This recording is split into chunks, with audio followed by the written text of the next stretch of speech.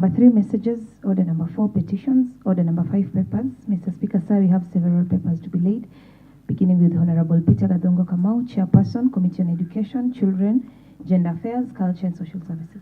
Very well. Honorable Peter Gadongo Kamau, Chairperson, Committee on Education, Children, Gender Affairs, Culture and Social Services, member for Lisha Pondo, and a parliamentary aspirant somewhere.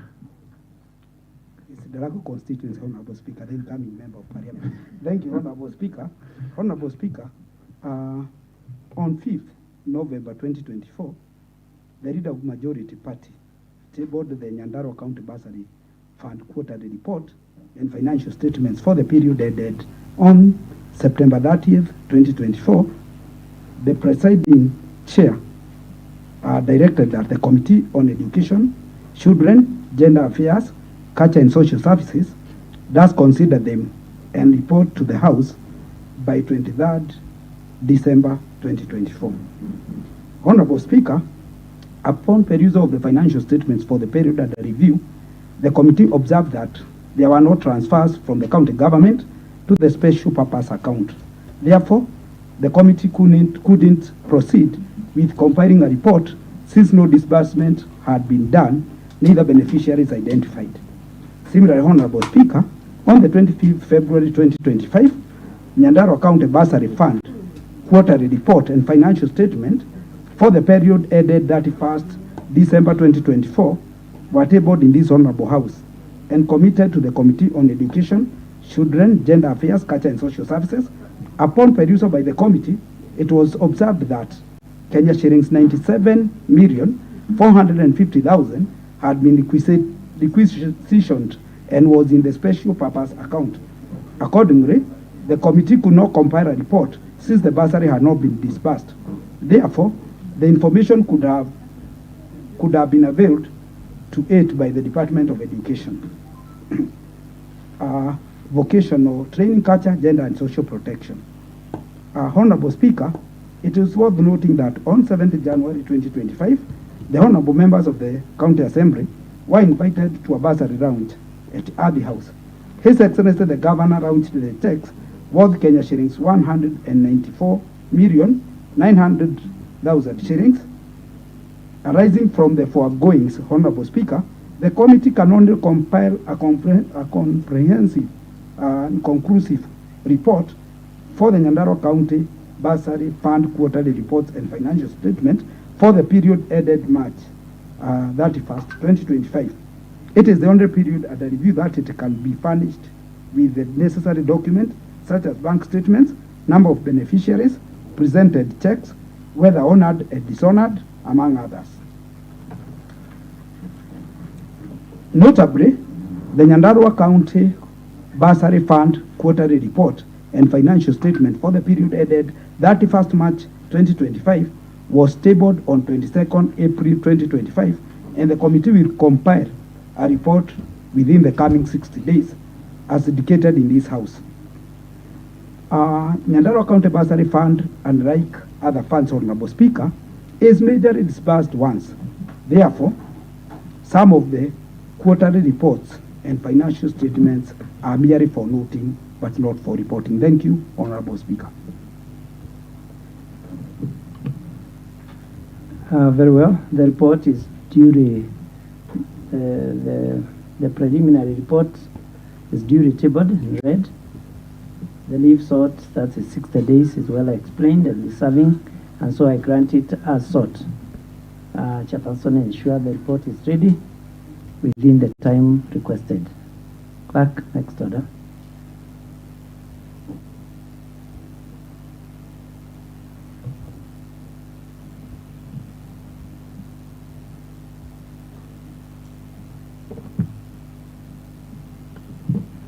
Mr. Speaker, sir, under the same order, we have another paper to be laid by Honorable John Dwagashino, Chairperson, Committee on Lands, Physical Planning and Urban Development. Honorable John Dwagashino, Chairperson, Committee on Lands, Physical Planning and Urban Development. Any member holding brief? Honorable Ibrahim.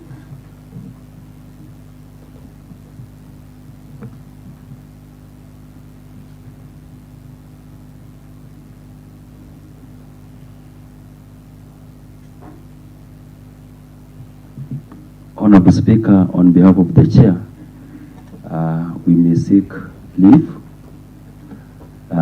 so that we table that paper next week.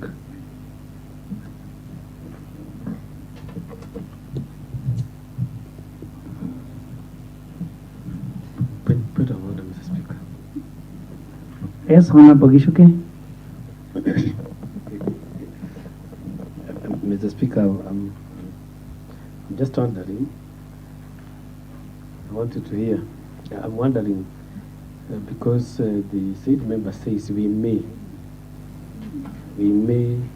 Are they sure? Do they want to seek this leave?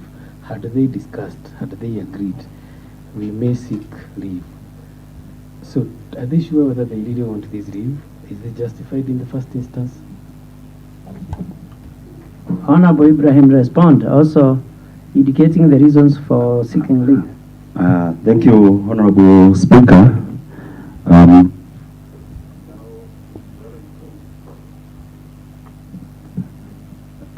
I've been informed properly that we have a preliminary report. With your permission, I may continue. Honorable Speaker, the Committee on Lands, Fiscal Planning and Urban Development has been actively engaged in the review of the Olkalau Municipality half-year report and financial statements for the period ended that 1st December 2024.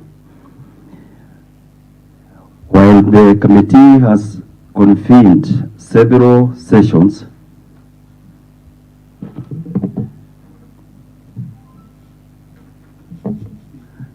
sorry, Honorable Speaker, I'm told to proceed to the table of office. Proceed, Honorable Member. Mr. Speaker. What is it, Honorable Gishuke? Mr. Speaker, I wish confirmation by the member that the preliminary report is signed by the chair. You have a proof of otherwise? Yes, because I've just seen it. You may proceed, Mr. Speaker. Proceed, Honorable Ibrahim.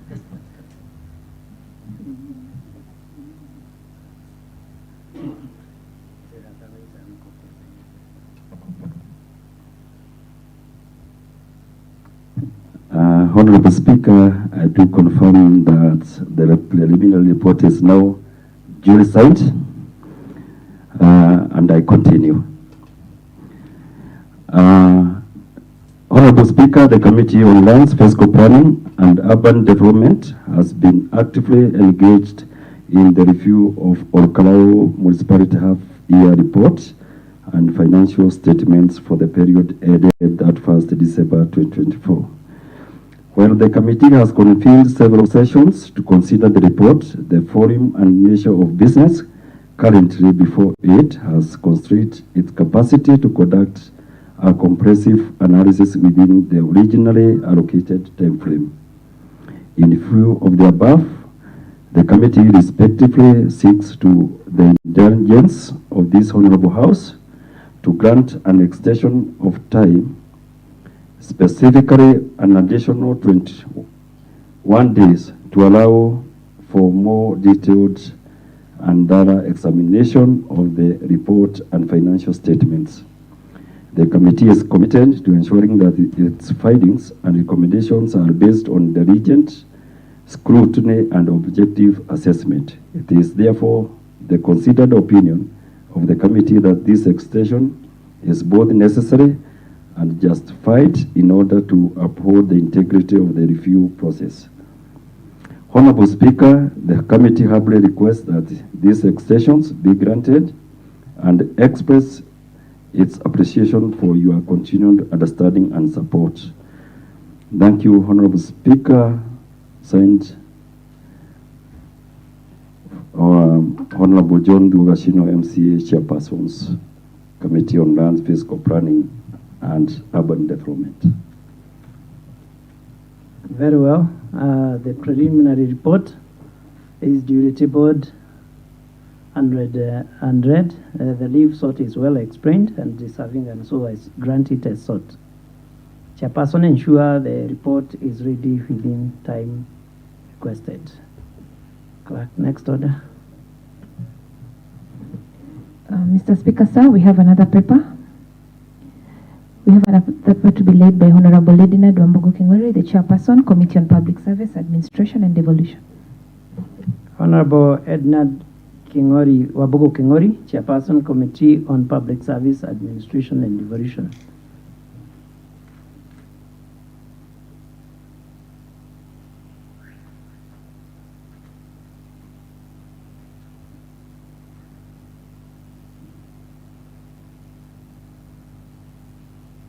Thank you, Honorable Speaker. Honorable Speaker, I beg to table the report of the Nyandarua County Inspectorate and Enforcement Service Bill 2024. The report that has been done by the Committee on Public Service Administration and Devolution, and I beg to table.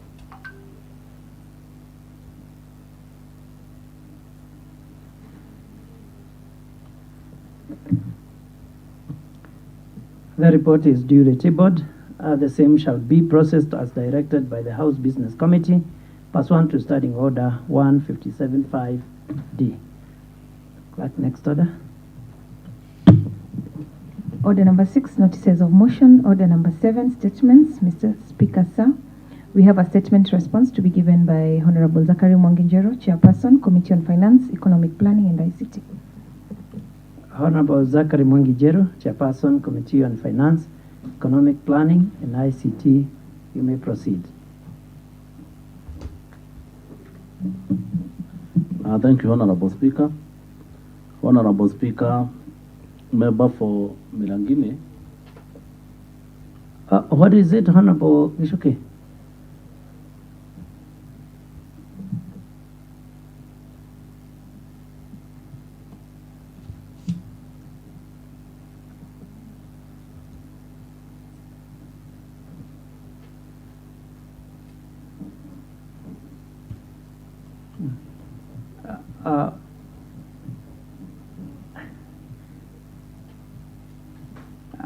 Okay, Honorable Gishuki, you may proceed. We may hold for a bit, and then we have the notice to paper to board. Thank you, Mr. Speaker. Then we proceed with the other statement. Proceed, Honorable Gishuki. Thank you, Mr. Speaker. My apologies to the Finance Chair.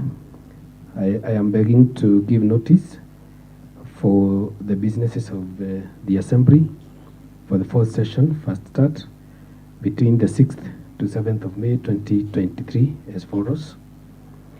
On Tuesday, the 6th May 2025 at 9:30 a.m., other papers, we are going to lay a paper, the Nyandarua County Annual Budget Estimates for the County Executive for the financial year 2025-2026 by the Leader of Majority. We are also going to lay the Nyandarua County Assembly Annual Budget Estimates for the financial year 2025-2026 by Samuel Matthew Wainaina, the Vice Chairperson. We are also going to have a report of the House Business Committee on the restructuring of sectoral committees in accordance with the Gazette Notice on recognition of the County Executive Departments by the Deputy Speaker, Honorable Samuel Chegega Trimo. And we're also going to have a report of the Committee on Tourism, Trade, Cooperative Development and Industrialization on the Departmental Budget Implementation Report for the financial years 2023-2024 by Samuel Kayani Limui. We are also under statements. We are going to have a statement response to the statement sought by Honorable James K. Lugashomba on surveying of colonial dams and in status of Maironya and Engineer municipalities by Honorable John Thugashino. Under motions and bills, we are going to have the motion on the adoption of the report of the Committee on Special Funds, accounts on the report of the annual financial statements of the County Emergency Fund for the financial year 2023-2024 by Peter Teji Keriga. We're also going to have a motion on the report of the Committee on Health Services on the budget implementation of the financial year 2023-2024 by Honorable Geshe. on Tuesday, 6th May 2025 at 2:30 p.m. Under papers, we are going to have report of the Committee on Water, Environment, Climate Change and Natural Resources on the Nyandarua County Climate Change Fund financing local-led climate action FROCA, half-year report and financial statements for the period ended December 31st, 2024 by Honorable Isaac Bai. We are also going to have the report of the Committee on Finance and Economic Planning ICT on the Nyandarua County Receiver of Revenue, half-year report on the financial statements for the period ended December 31st, 2024 by Honorable Zachary Mwangi. We are also going to have a report on the Committee on Finance, Economic Planning and ICT on the Nyandarua County Finance Bill 2024 by Honorable Zachary Mwangi Jeru, Chair Finance. We are also going to have a report of the Committee on Special Funds Accounts on the Nyandarua County Executive, State and Public Officers Car Loan and Mortgage Scheme Fund half-year report and financial statements for the period ended December 31st, 2024 by Honorable Teji Keriga. Under statements, we are going to have a response to a statement sought by Honorable Samuel Kayani on contracting of environmental impact assessment EIA services within the county funds collected for the services and expenditures therein for the financial years 2017-2018 to financial years 2022-2023 by Zachary Jerumwangi. Under motions and bills, we are going to have under bills the Nyandarua County Finance Bill 2024 second reading by Honorable Zachary Jerumwangi. Under motions, the motions on the report of the Committee on Special Funds Accounts on the Nyandarua County Executive, State Public Officers Car Loan and Mortgage Scheme Fund annual report and financial statements for the financial year ended 30th June 2024 by Honorable Peter Deji Keriga, the chairperson. On Wednesday, 7th May 2025 at 9:30 a.m. under papers, we are going to have the report of the Committee on Water, Environment, Climate Change and Natural Resources on the budget implementation for the financial year 2023-2024 by Honorable Isaac Bai Kamau, chairperson. And then we're also going to have a report of the Committee on Legal Affairs, Labor Relations and Intergovernmental Relations and Coordination Committee on the Nyandarua County Office of the County Attorney Annual Report for the period of 1st July 2023 to 30th June 2024 by Honorable Hussein Kasana Ndongo. We're also going to have a report of the Committee on Agriculture, Livestock and Fisheries on the budget implementation for the financial year 2023-2024 by Honorable Pete Paul Keluka Boro. Under notices of motions, we are going to have a notice of motion on report of the Committee on Agriculture, Livestock and Fisheries on the budget implementation for the financial year 2023-2024 by Honorable Keluka Boro. Under statements, we are going to have statement on the status of T. Rose Dam in Shalagita Ward by Honorable Paul Keluka Boro. Under motions and bills, under bills, we are going to have the Nyandarua County Inspectorate and Compliance Enforcement Bill 2024 Committee of the Whole, of course chaired by Edna Dwabogo Kingori, the chairperson. Still under bills, we are going to have the Nyandarua County Finance Bill 2024 Committee of the Whole by Honorable Zachary Jeru Mwangi, Chair ICT and Finance. We are also going to have the Nyandarua County Inspectorate and Compliance Enforcement Bill 2024 report stage and attendant to the motion by Edna Dwambogo Kingori, the chair. And also we are going to have the Nyandarua County Finance Bill 2024 report stage and attendant to the motion by Honorable Zachary Mwangi Jeru, the chairperson. On Wednesday, 7th May 2025 at 2:30 p.m. under papers, we are going to have the report of the Committee on Education, Children, Gender Affairs, Culture and Social Services on the implementation of subsidized youth polytechnic tuition fees program for year ended June 30th, 2024 by Peter Gathongo Kamau.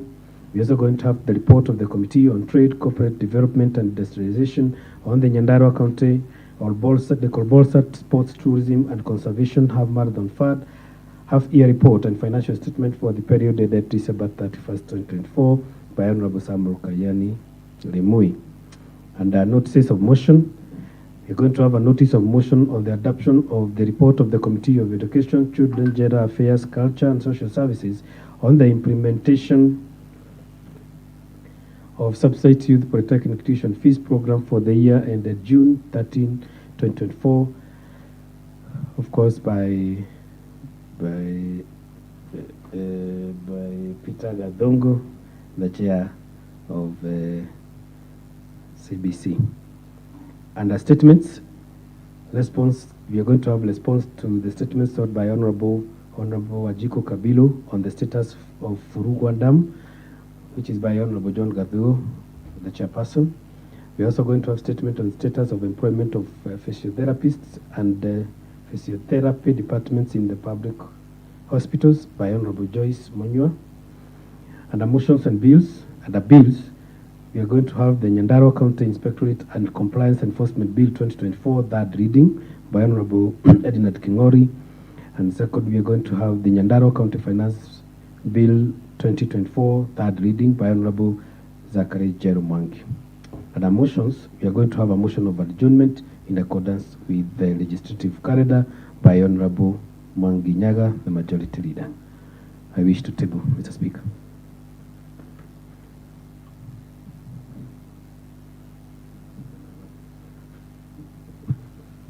The notice paper is duly tabled. Clerk, next order.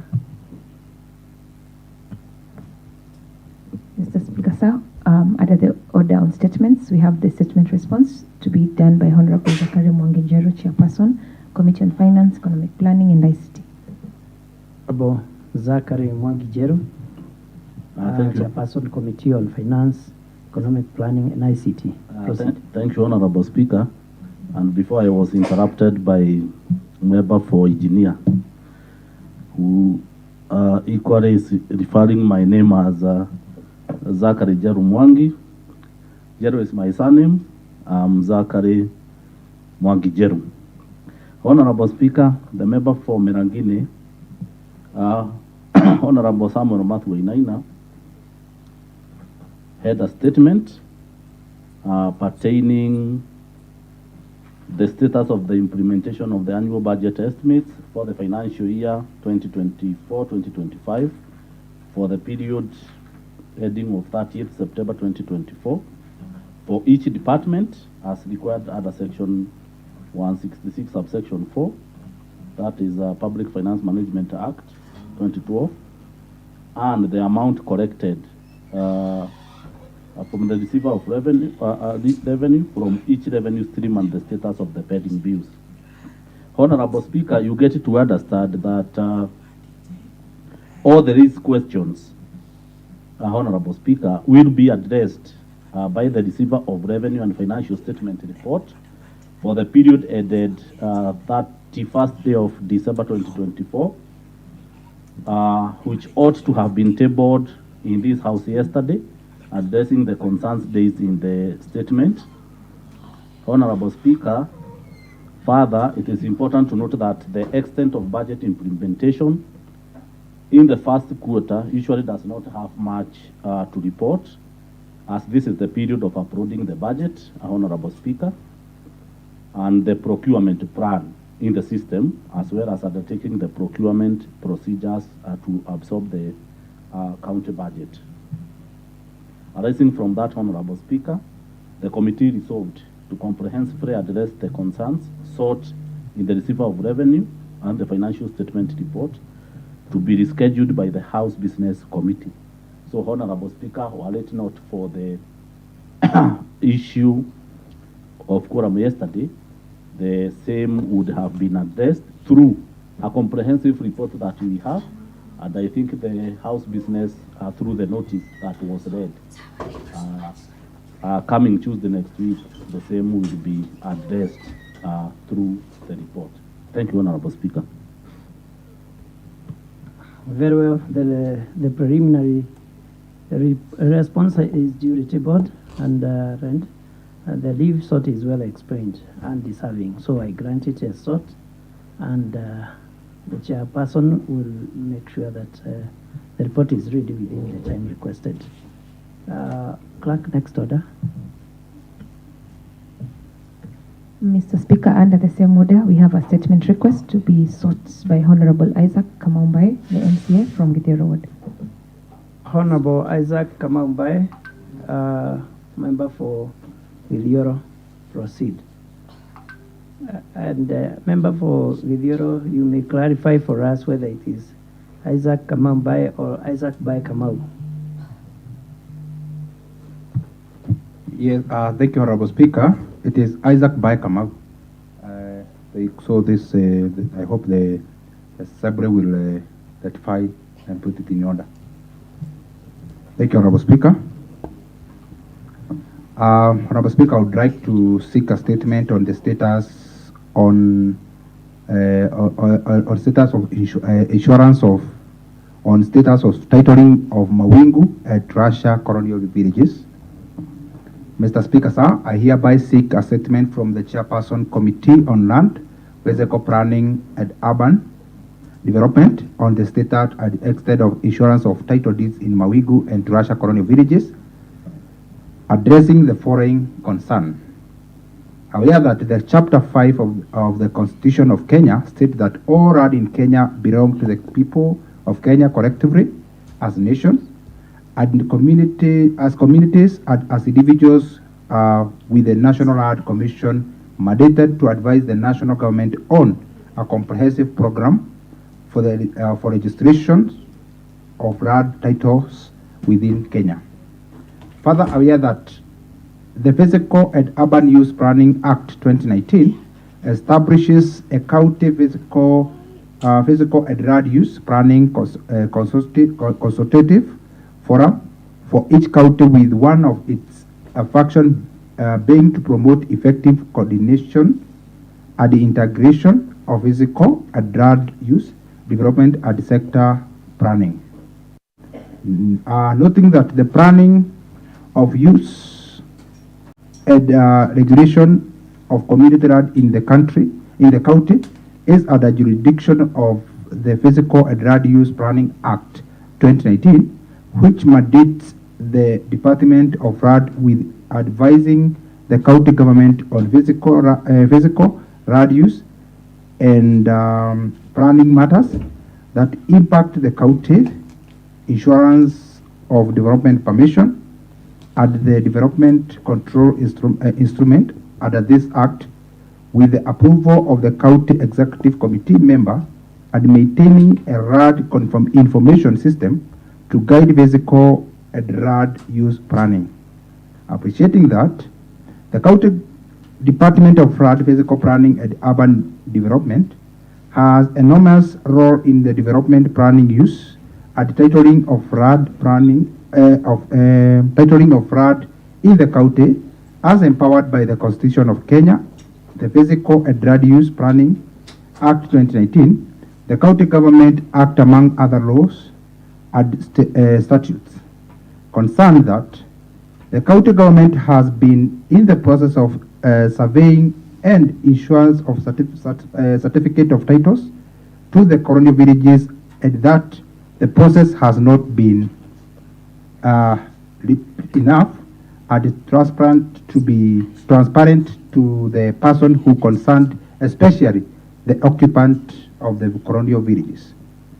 Further concerned that occupant of the colonial villages are apprehensive that the allocation on or insurance of title may fall short of fairness to the occupant of the villages, especially the occupant of Mawingu and Russia colonial villages, due to the delay being experienced in the insurance of certificate of titles. Arising from the foregoing, I seek the chairperson of the Committee of Land, Physical Planning and Urban Development provide the following information. A detailed report with names of title deed recipients in Mawingu and Russia colonial villages. 2. A list of all processed title deeds in Mawingu and Russia colonial villages. 3. Status of unprocessed title deeds for Mawingu and Russia colonial villages. And 4. Measures a department has put in place to fast track the process of title insurance for the colonial village, process of titles insurance for the colonial villages. Thank you, Honorable Speaker.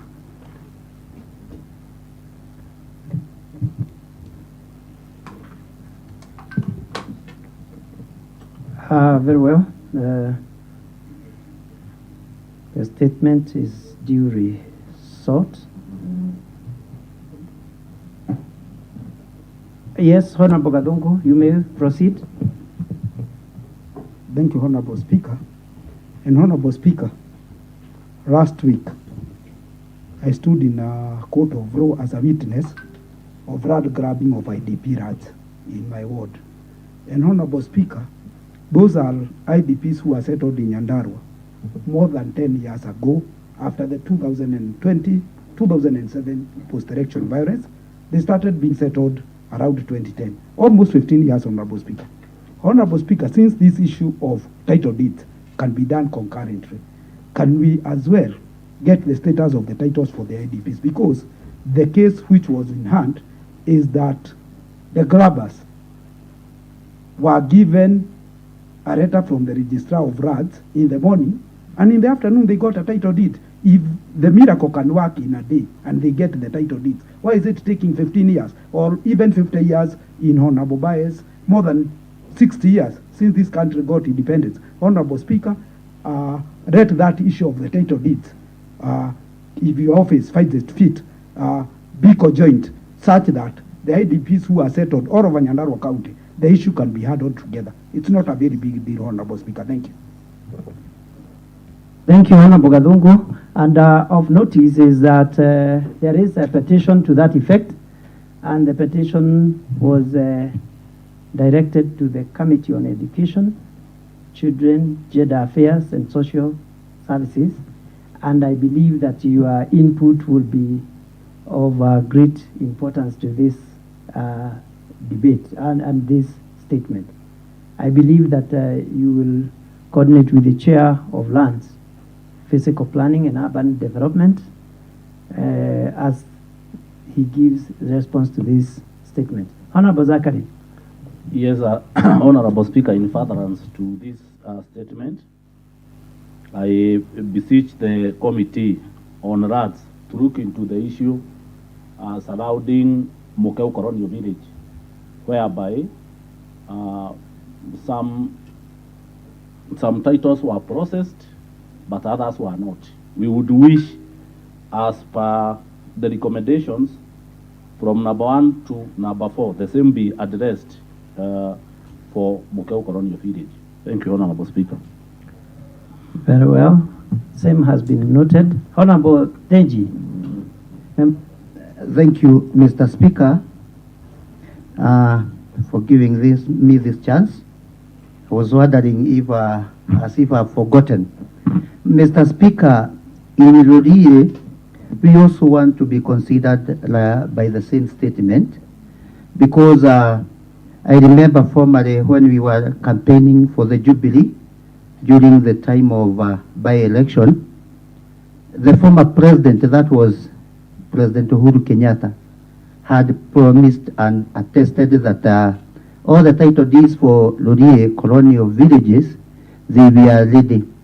Mr. Speaker, not only that, but there are those government facilities like Pasenga Dispensary. Now, some of the schools, we do not have the title deeds. Mr. Speaker, I would be grateful also on behalf of people of Lorie if the same can be done. Thank you.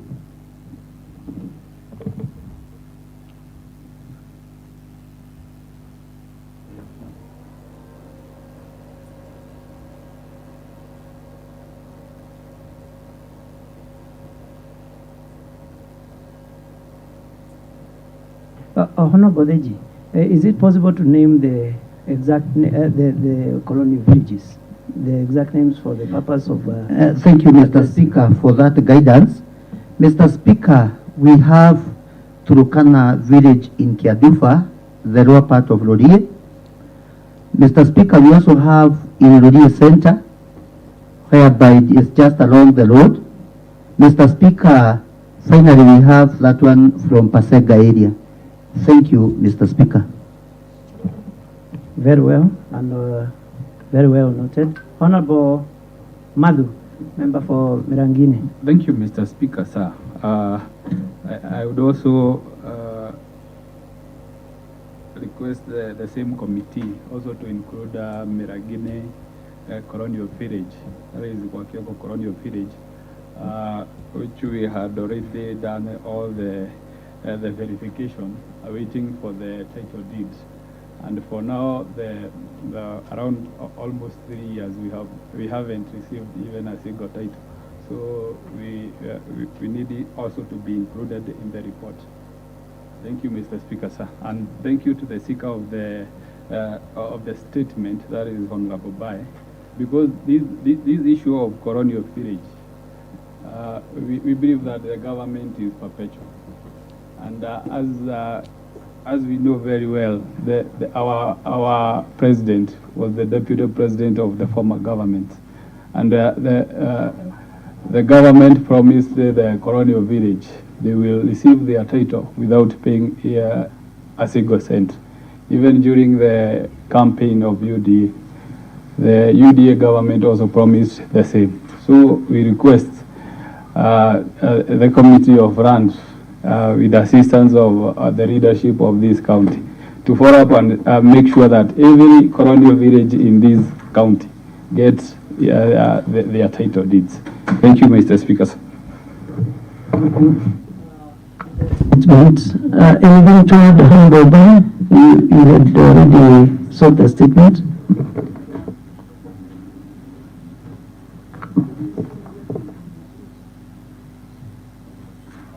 Honorable Mahindi, proceed. Thank you, Mr. Speaker. As a county member of the Assembly, Mr. Speaker, and given the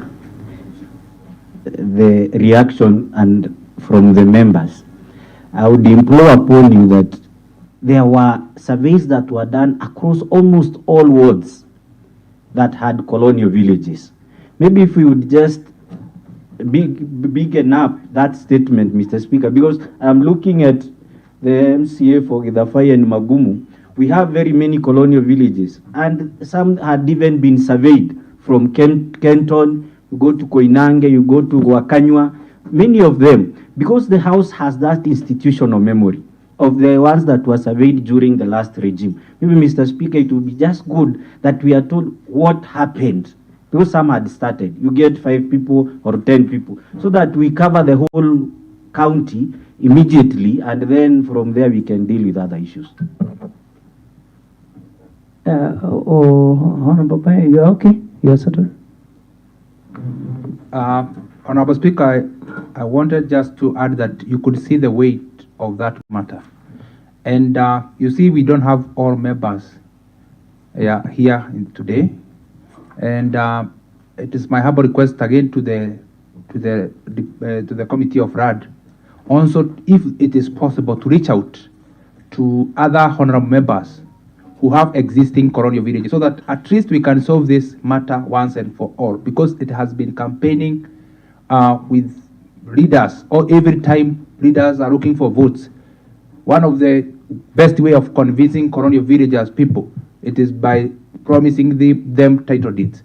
So, Honorable Speaker, I believe this is one of the very serious matters that require a very serious attention, so that if there is a requirement of any allocation that is needed in the department so that we can solve this problem, we need to be notified so that we can go, we can advise the department to allocate money for that, so that because I can tell you as we are speaking, some of the reason why many villages are not, centers or towns are not growing, it is because we have villages with no title and nobody can be able to develop. You find a family of about 10 people living in a 50 by 100 piece of land. It is very disgusting that they cannot be able now to move out or even to develop, because they are living in the same piece of land, on which if they can be able to develop that land, they can be able at least to move in a better place where they can be able to occupy comfortably. Thank you, Honorable Speaker. Very well. The statement is well thought, and the addendum to it. Chair, Committee on Lands, Physical Planning and Urban Development. Kindly advise the House, how many days do you need to respond? Thank you, Mr. Speaker. And Mr. Speaker, I would also like to add that as much as there were some surveys that was earlier done, there were some that created some, I don't know whether I can call them issues or problems, or there were some issues that arose from the planning that was earlier done in some colonial villages. For example, from my area in Boyman, that is in Gadajo Ward, there is a colonial village, or there was a colonial village where people were relocated and they were settled within Boyman town center. And by trying to fix the problem there, they created more problems, because you find that some plots were supposed or were moved to some extent, even touching road reserves and even going almost to half or taking half of the roads that were affected. And in such case, there is no development that has been going on within Boyman town center, and those people are promised title deeds which have not been forthcoming ever since the last regime. And so as we look into that matter, I think it is important that every member who has been affected or who has a colonial village from their area should come give us the report as a committee, so that we can look or we can get a wholesome idea of all the colonial villages that have not been issued with title deeds. And for that case, I think 60 days will be enough for us to get all that information that is required. Thank you, Mr. Speaker. Very well. 60 days granted, and will be noted in the business tracker for this very sensitive matter. Clerk, next order. Mr. Speaker, sir, still under the order on statements, we have a statement response to be given by Honorable Isaac Kamombai, the chairperson, Committee on Water, Environment, Climate Change and Natural Resources. Honorable Isaac Kamombai, Honorable Isaac Bai Kamau, I hope we will get the correction right and get used to the right way of pronouncing the honorable member's name. Honorable Bai Kamau. Thank you, Honorable Speaker. Hope next time, if they invite Isaac Kamau by, I'll wait someone else to arise and give the statement or whatever. Thank you, Honorable Speaker. Today, I am giving the statement response on water tariff in our Karao municipality by our Karao Water and Sanitation Company, that is Orwasco.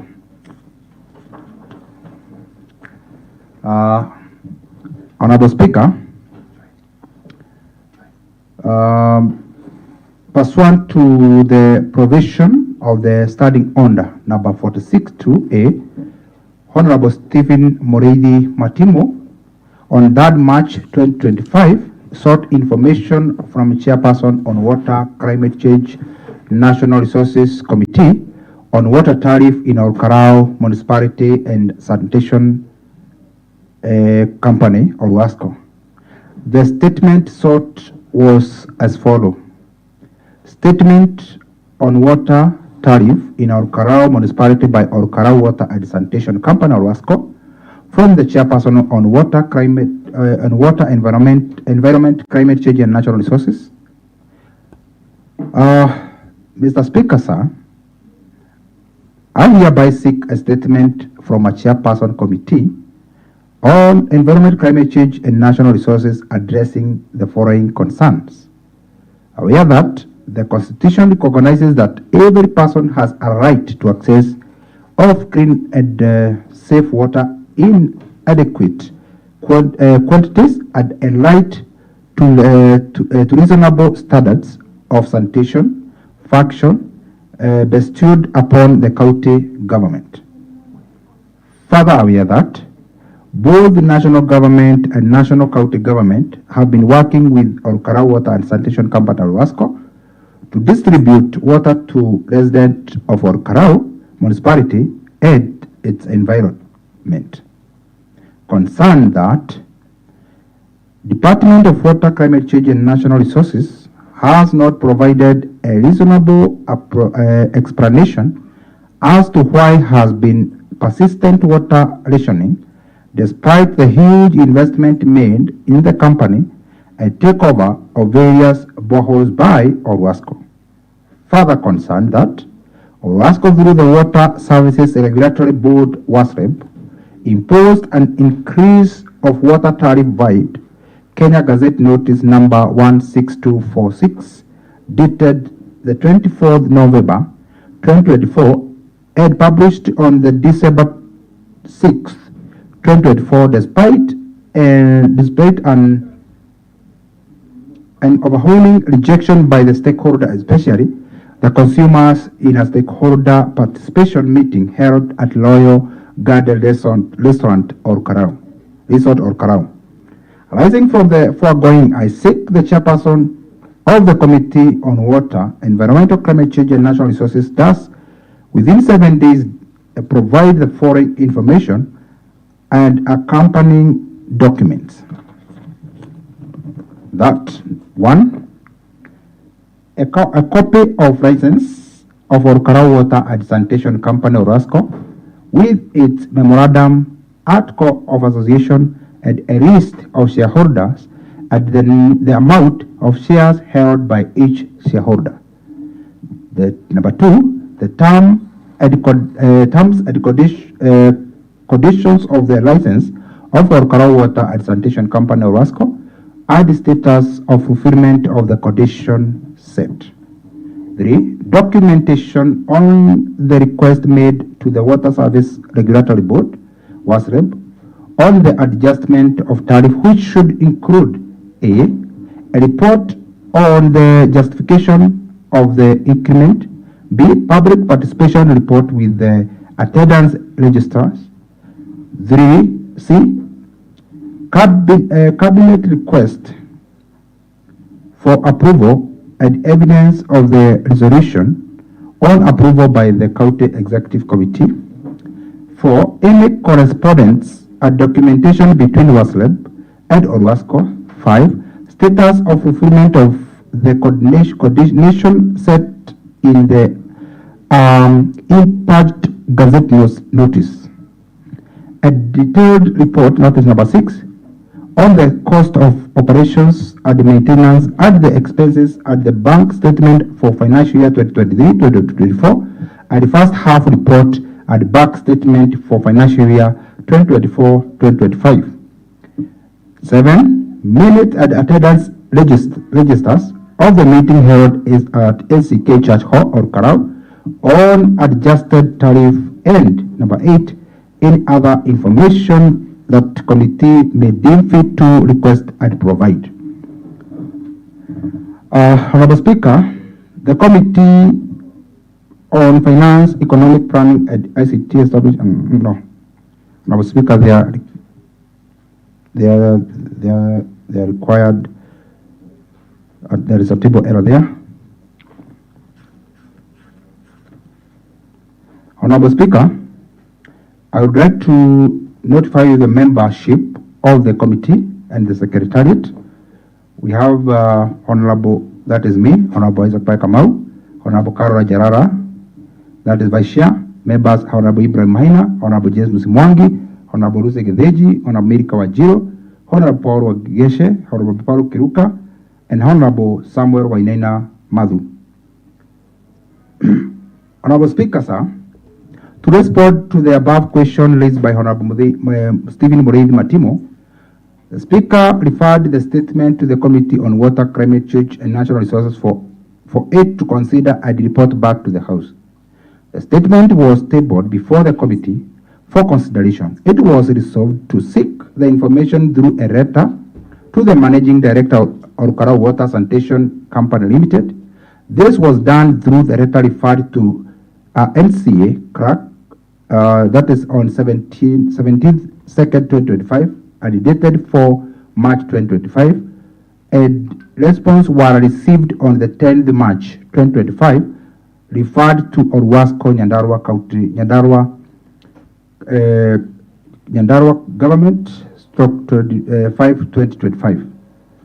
Response to the statement. Mr. Speaker, sir, a copy of license of Orkarau Water and Sanitation Company, or WASCO, with its memorandum article of association and a list of shareholder and the amount of shares held by each shareholder. 1. The Water Act 2016 under Section 72C give WASREB the mandate of setting license condition and accrediting water service providers. The license is therefore a statutory requirement with which give the water services providers the power to provide water services in the counties. WASCO has a 3 years operating license valid from 15th January to 15th January 2024 to 14th January 2027. Licensed to provide water services in Orkarau sub-county under the provision of Water Act 2016 and any regulation and guidelines made there under Annexure 1 company license. Findings. The license certificate was issued by WASREB on 15th January with conditions and duration of validity. The license has contradicting information on the duration between 3 and 5 years. The committee, through the Office of the Clerk, contacted WASREB on the same and made follow-up by phone conversation where the regulation affirmed it was an error, but no official communication has been received to confirm the conversation. 2. The company memorandum and article of association are being processed at the Register of Companies after an amendment done on 19th December 2024 through the company secretary, Mr. Julius Mudhanwa of Mudhanwa and Company Advocates. Badirish, that is now the shares. The capital share of the company is Kenya shillings 100,000 divided into 1,000 number of shares of Kenya shillings 100 each according to clause 5 of the memorandum of association of Orkarau Water and Sanitation Company. The schedule attached supporting distribution of shares has 100 number of shares held as follows. Description and number of shares. Number 1, the governor, His Excellency Keria Badrisha, and county government of Nyandarua, that is 97. Francis K. Mushina, county secretary in trust of county government of Nyandarua, 1%. One share, I mean. Honorable Mary Commander CCM, in charge of finance, trust of the county government, 1%, 1 share. Samuel Washira Mugo CCM, in charge of water affair in trust of county government, 1 share. The total number of shares, that is 100. WASREB corporate, that is now the findings. WASREB corporate governance standard for the water services sector 2024 state that the county government shall hold shares in trust for the people of the county and the other shareholder who hold the shares in trust and not in their personal capacity are the office of the CCM in charge of finance, the office of the CCM in charge of water and the CCM, the office of the CCM in charge of water, and the county secretary who shall hold 1 share each. According to clause 5 of the memorandum of association of Orkarau Water and Sanitation Company, has 1,000 shares, while only 100 shares have been distributed, leaving 900 shares unallocated, which is against the WASREB corporate governance and guidelines. Annexure 2, memorandum and article of association. The terms and coordination of the license of Orkarau Water and Sanitation Company, or ASCO, at status of fulfillment of the conditions set, the company is expected to adhere to the following condition. Number one, this, that is now the description. There is what we call the table is divided on about 1, 2, 3, 4, 6 ways. That is description, base, the year, expectation, achievement, and remarks. So if every member has a table there in our gadget, and you can be able to see the table. Number 3, document on the request made on Water Service Regulatory Board, WASREB, on the adjustment of tariff, which should include a report on justification of increment, request for number of objections, objection. Or WASCO void letter dated 8 May 2023, reference or WASCO Nyandarua, that is 214, requested the CCM Water, Climate Change and Natural Resources, requesting for a tariff review because the tariff in use had expired in the year 2016.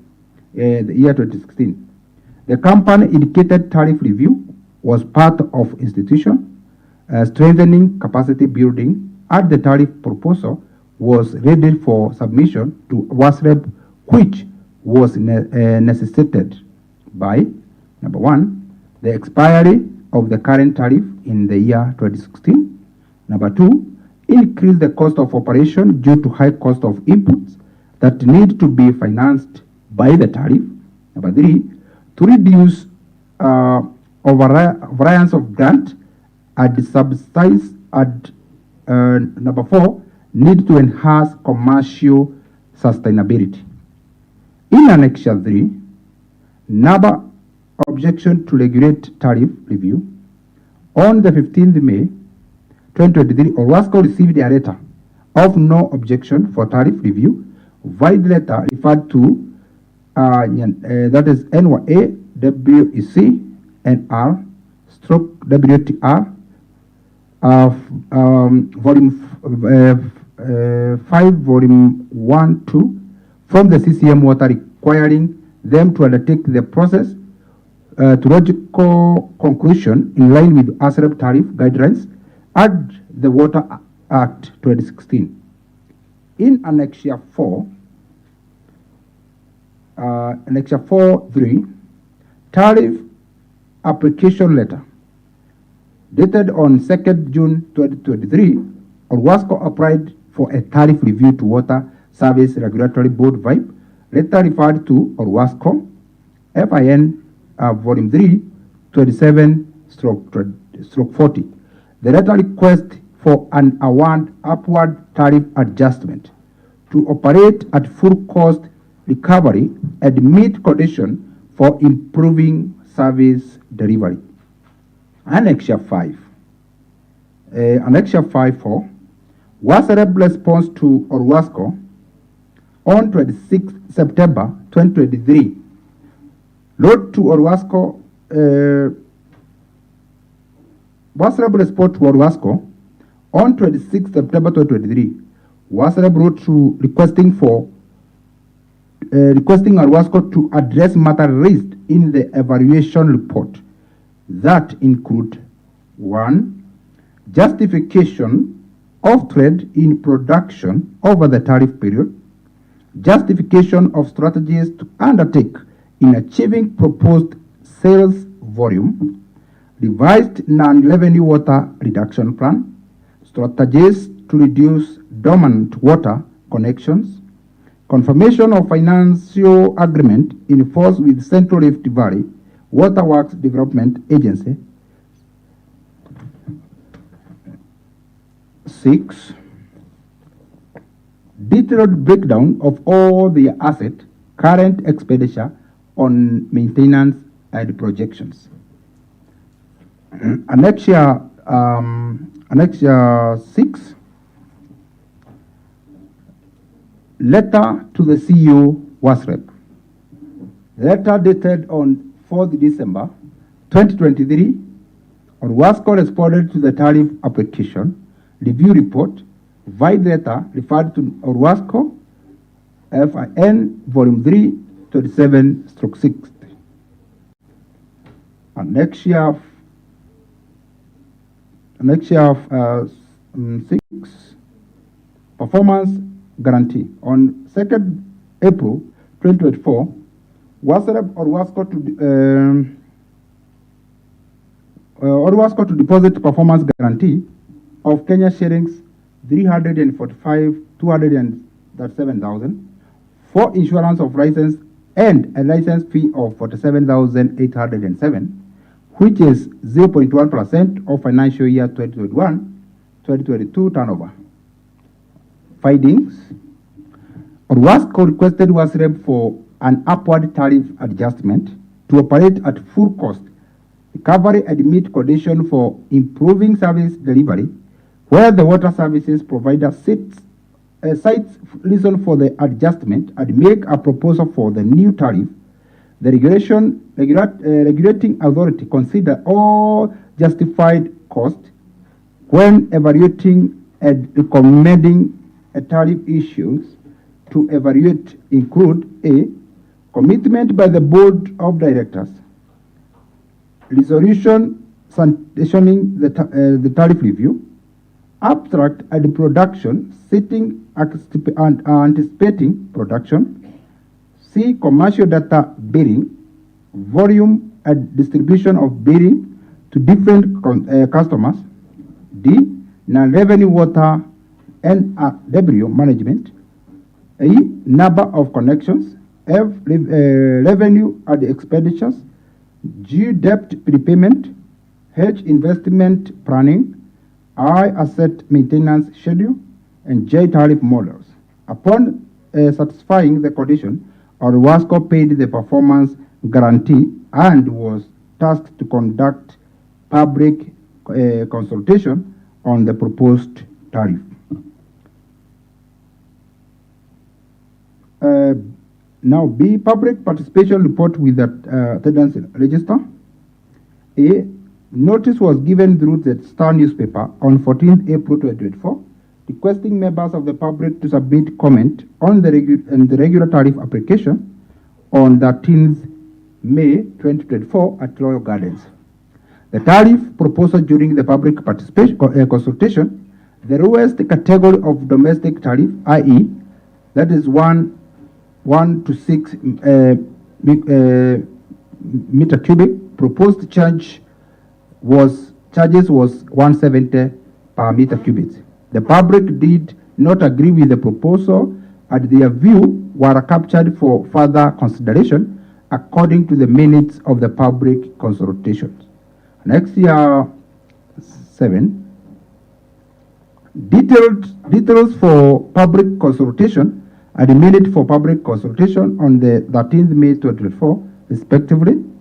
The managing director expressed her reservation through a call to WASREB and was advised to have the county government fund minor investment amounting to 58,853,685,000. On 1st August 2024, Orwasco wrote to the CCM Water requesting the county government to commit it in financing minor investment.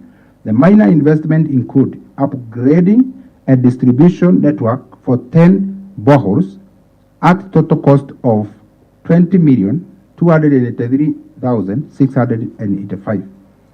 B, purchase of 3,660 consumer meter at a cost of Kenya shillings 19,180,000.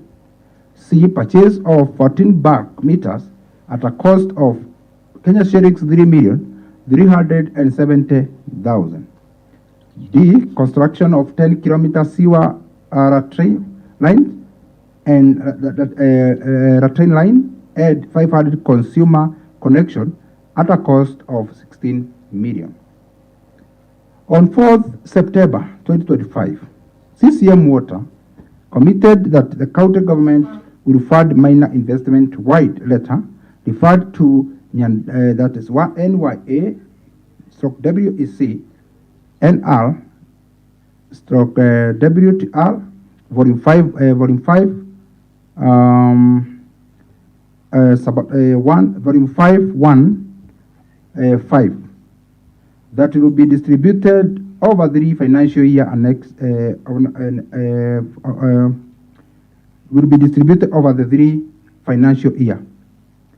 This was communicated to WASLEB on 6th September 2024 white letter refers to ORWASCO, WASLEB FIN tariff 2/16.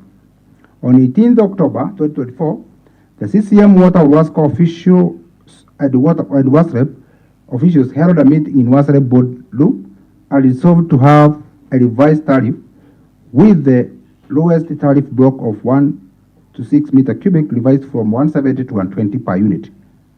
On 22nd November 2024, the CCM Water informed WASLEB that the office had no objection with the proposed tariff objections and therefore can proceed with the gazettement. The new tariff were then gazetted on 6th December 2024 in the Kenya Gazette, volume CXX, number 213.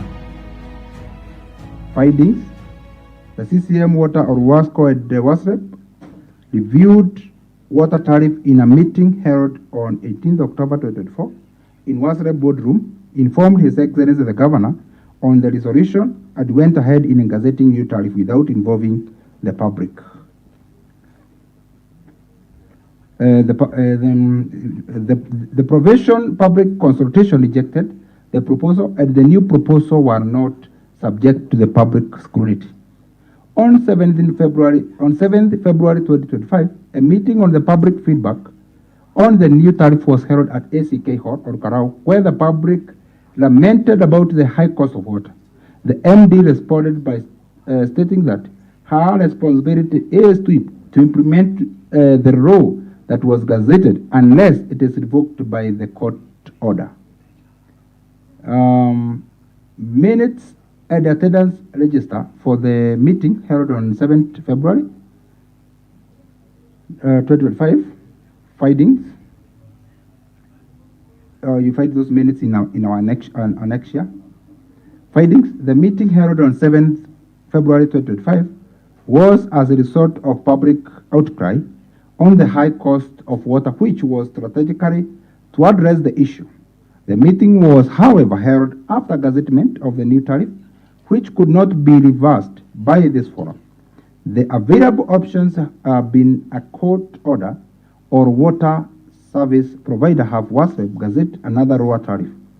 During the meeting, the CCM Water asked members of the public to pay December 2024 bill as issue is forwarded to WASLEB.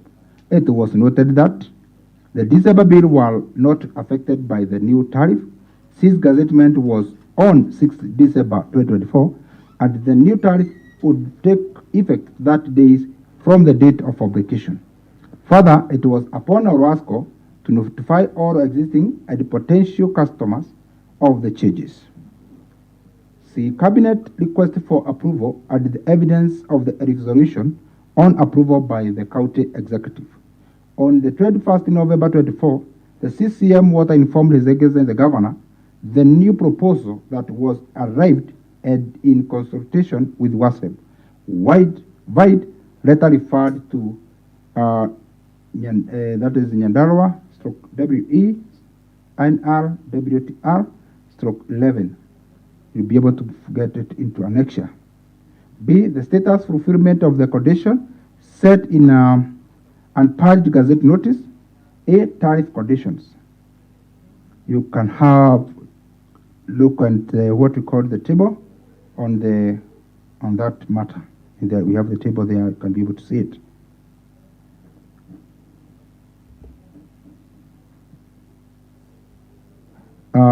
Then we go to the C. A detailed report on the cost of operation and maintenance and other expense at the bank statement financial year 2023-2024 and the first half report at bank statement for financial year 2025. For the year ended June 2024, that is June, the total revenues was that 52,728,350. Total operation expense was 54,964,819 million. Operation losses 2,236,469. There has been 10% increase noted in the operating revenue that culminated to 26% increase of total revenues from the previous period. Although the company recorded a loss of 2,236,469 before taxation, there are a noble performance efficiency of 10% from the comparative period. The company has an asset based on of 65,626,253. In the financial year 2024-2025, the company recorded total revenue of 23,965,687, was below the budget revenue for the first half by 47%. During this period, the company suffered a loss of 3,388,428, with a total expenditure of 27,500,093,156. Findings. The company is working toward eliminating operational loss by reviving the tariff. Revenue is expected to increase and turn around the loss to excess revenue. More so, the operating loss encountered in the first half is an indication that more needs to be done. Further, the company in its budget plan to settling payable with WASLEP, creditors, and others of 800,000. That is 852,806, which has not been paid in the first half. In this annexure, all issues to do with the financial report for the financial year that is June 24, bank statement for the year that is June, bank statement for the period July to December 2024, management report on income and expenditure for the period July to December 2024. It is in this annexure. It's a bulky. It's not something we can be able to explain page by page. In our conclusion, the water tariff that was in the use expired in 2016, and the operating with an expired water tariff has been an audit query severally. In order to address this issue, the water service provider had not reviewed its tariff upward or downward with justification.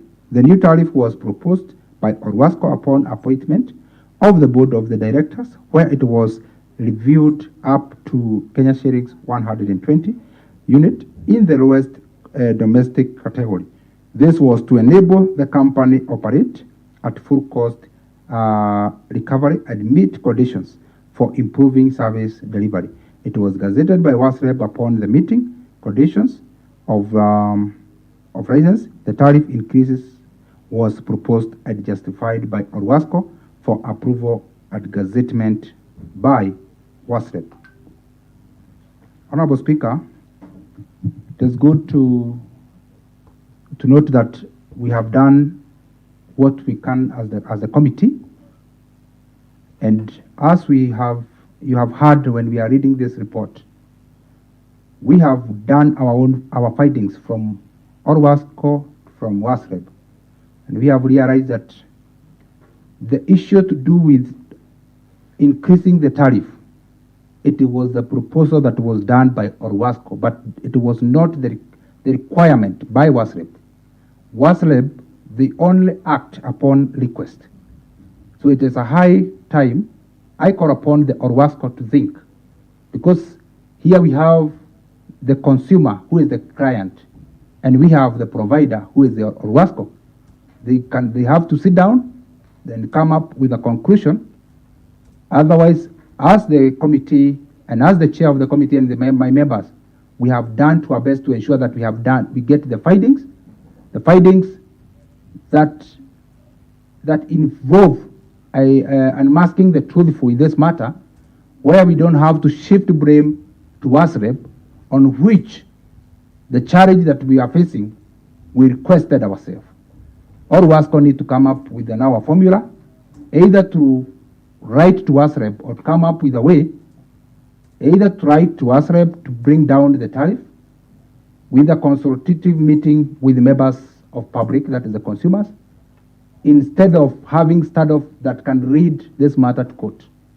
It's my request, and take this opportunity to thank you, the members of the committee, my members of the committee.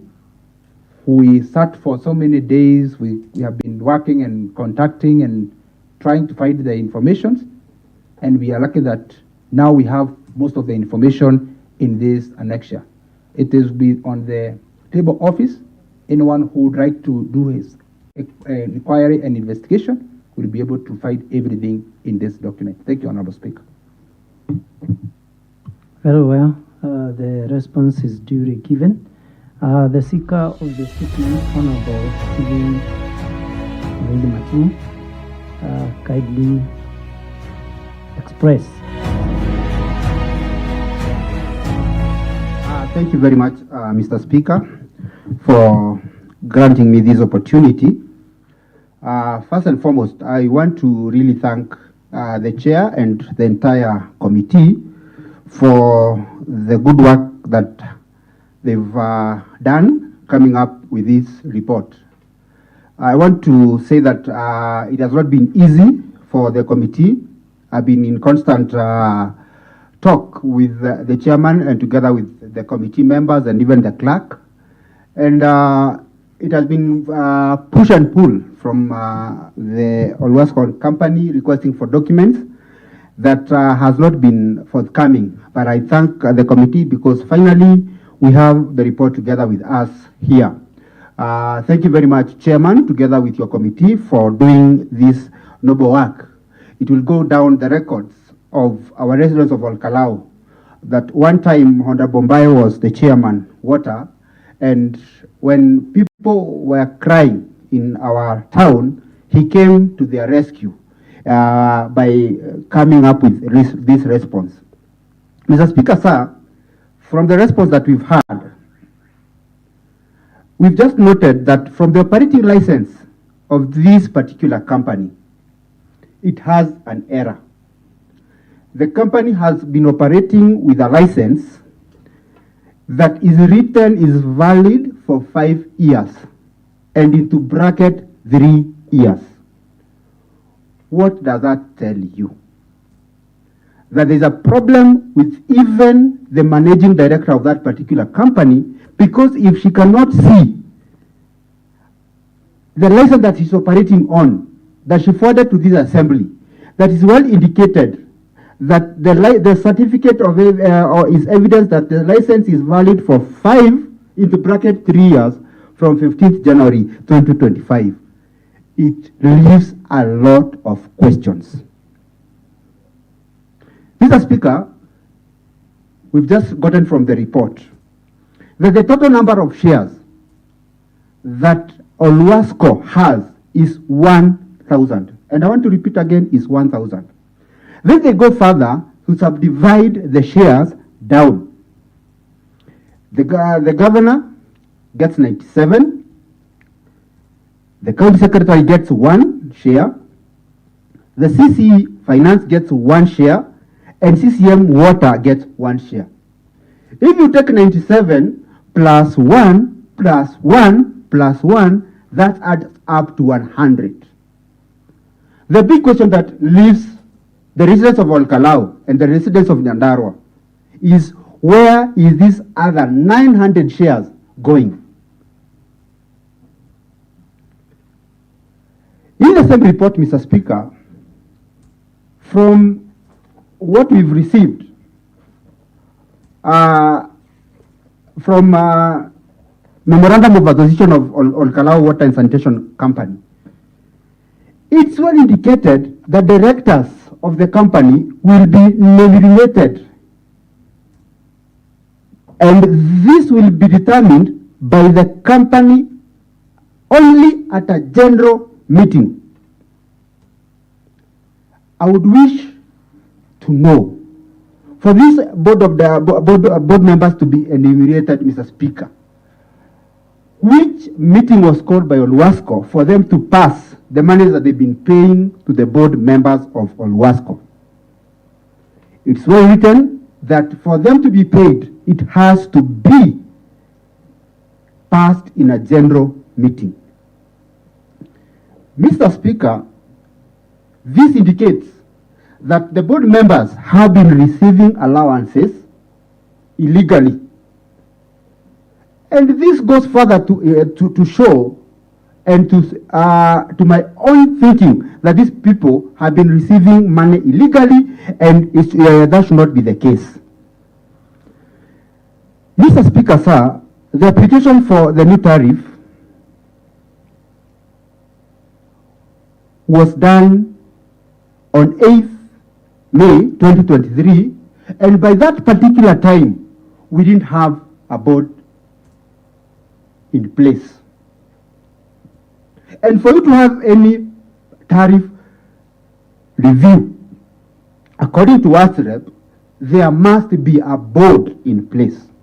But in this case, one, the director, the managing director was there, was on acting capacity. Number two, we didn't have a board in place.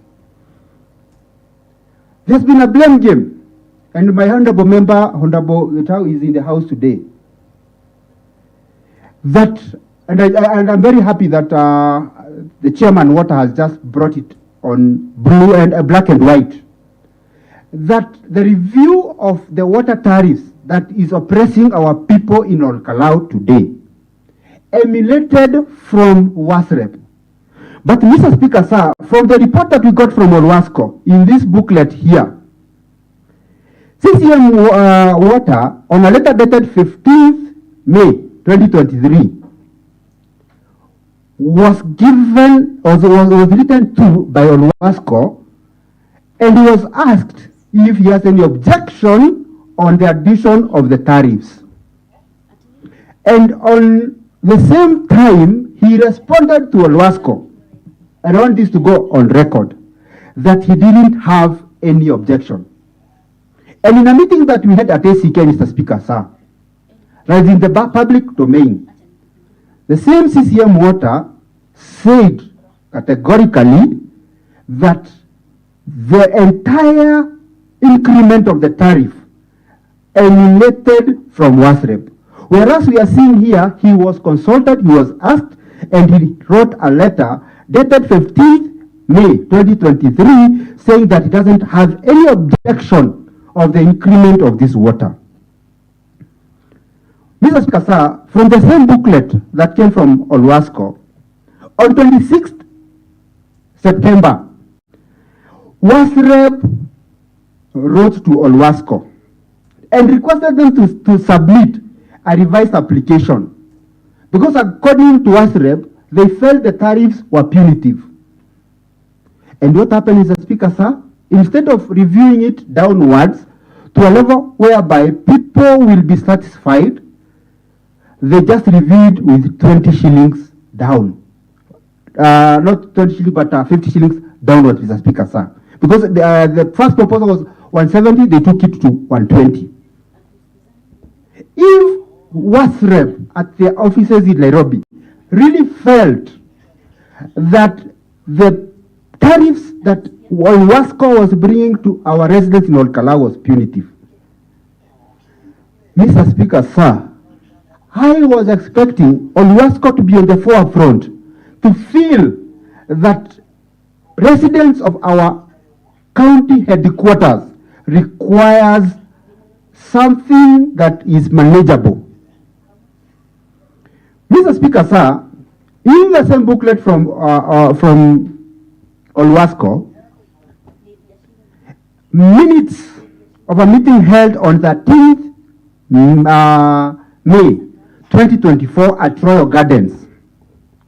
In you read minute number 110, it is very clear, Mr. Speaker, on the closing remarks, that there was no agreement between WASREB and the participant and the consumers.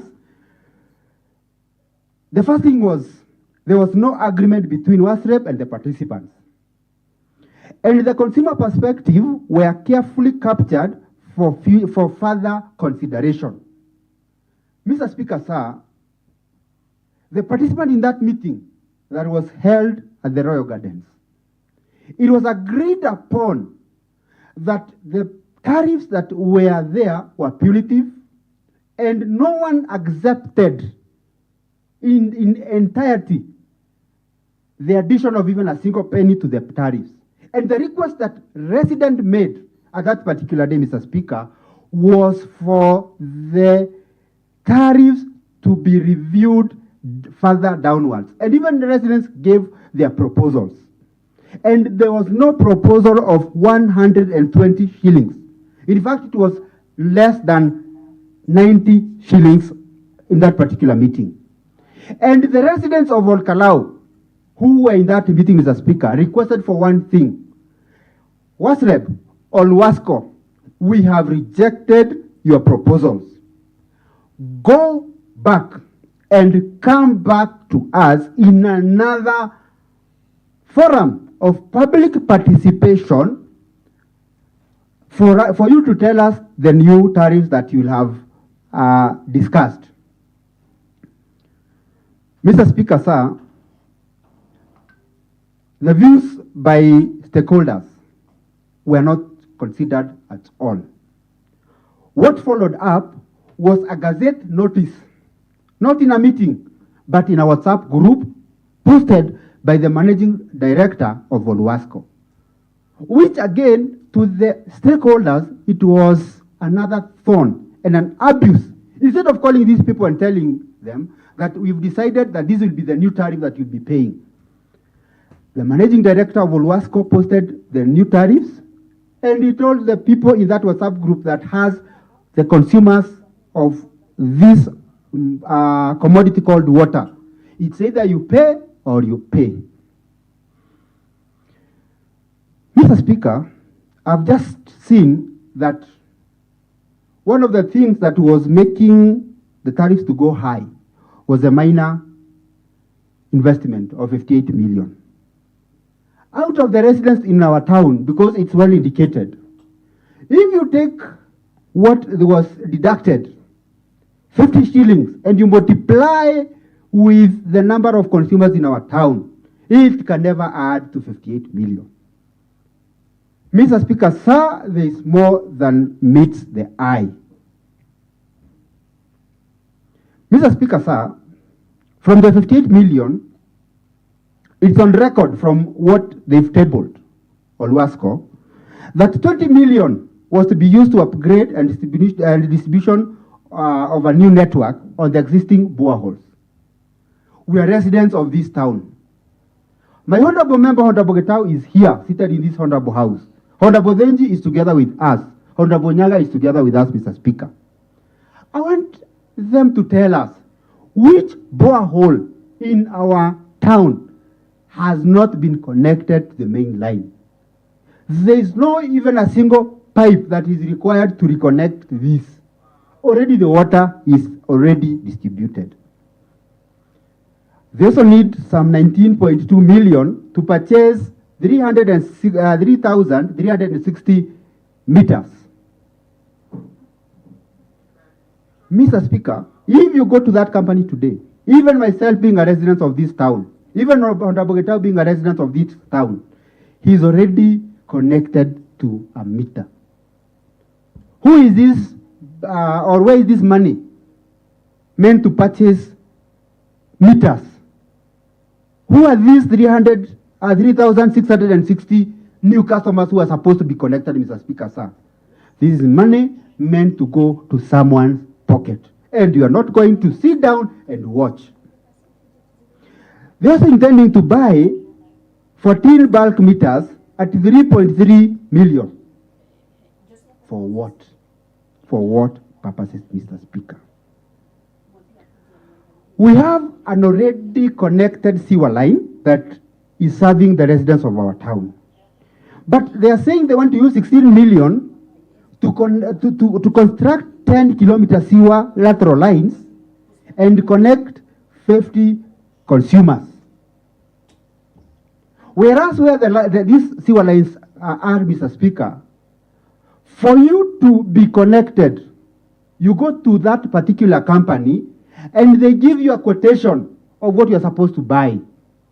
They tell you you're supposed to buy a 6-inch pipe, you're supposed to buy this and this, and then you're supposed to pay a plumber to come and construct a manhole for you to be connected, Mr. Speaker. Whereas here, they are telling us they want to connect other consumers using 16 million, Mr. Speaker, sir. CCM Water told stakeholders in that meeting that we had at SCK, Mr. Speaker, and it is even online on a Facebook account of one of the consumers, one of the stakeholders of our town called Utagas. If you visit his page, he was live on that particular day, Mr. Speaker. And it is on record that the CCM Water stood before the stakeholders and he told those people who are present, pay your tariffs going forward using the December 2024 tariffs until such a time this issue has been resolved. Until this issue has been forwarded to WASREP and a review has been done. Mr. Speaker,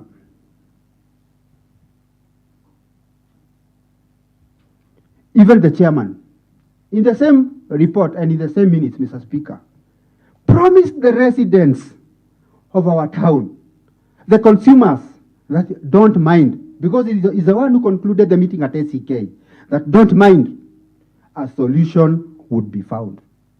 But up to date, Mr. Speaker, even including right now, if I give you my phone, Mr. Speaker, you'll find that I have still received my month's tariff using the new tariffs. Whereas the CCM promised the residents that you'll be charged using the previous the December or the old tariffs. The status quo was to remain. Mr. Speaker, from this book, one of the things that I requested, and it is on record, and I don't know whether, because I believe we are online, Mr. Speaker, and I believe, Mr. Speaker, you have this book with you that originated from Oluwasco. It's not, it has no pages. But towards the end of this booklet, Mr. Speaker, that has been tabled in this assembly, Oluwasco, or we requested for the Oluwasco Commercial Financial Performance Report, half year 2024-2025, Mr. Speaker. On this report, they said that the operating income is at 62 million. But what was gazetted, Mr. Speaker, in the same booklet that they've forwarded to this assembly is 54 million, Mr. Speaker. That's what was gazetted. If you compare the two, it's not adding up. They are giving an operation of 62 million, but what they gazetted was 54 million, Mr. Speaker, where something is not adding up. I remember the other time that I was here, there was an outcry that one of the things that consumes monies of this company is electricity, Mr. Speaker. It is still on their books, Mr. Speaker, again on the same expenses. And I would wish it to go on record, Mr. Speaker, because this is something, again, that also came out when I was seeking for this statement. It is on record, Mr. Speaker, that what they are using on electricity. It's on black and white here. This year, they paid 375,000 to Kenya Power. Even the assembly, I believe we consume a slightly higher than this amount, Mr. Speaker.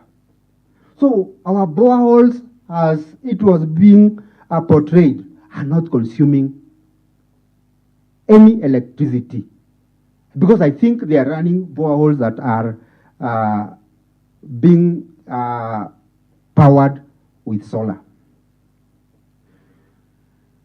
Mr. Speaker, I had also requested for a bank statement,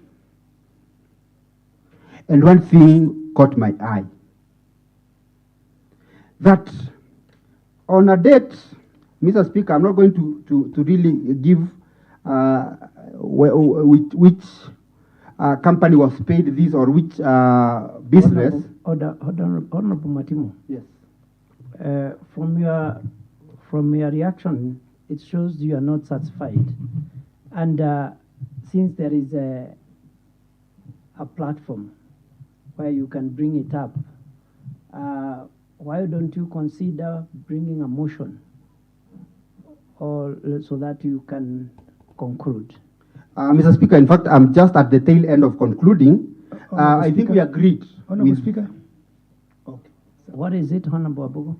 I'm just pleading with the chair that you request the member to manage the time.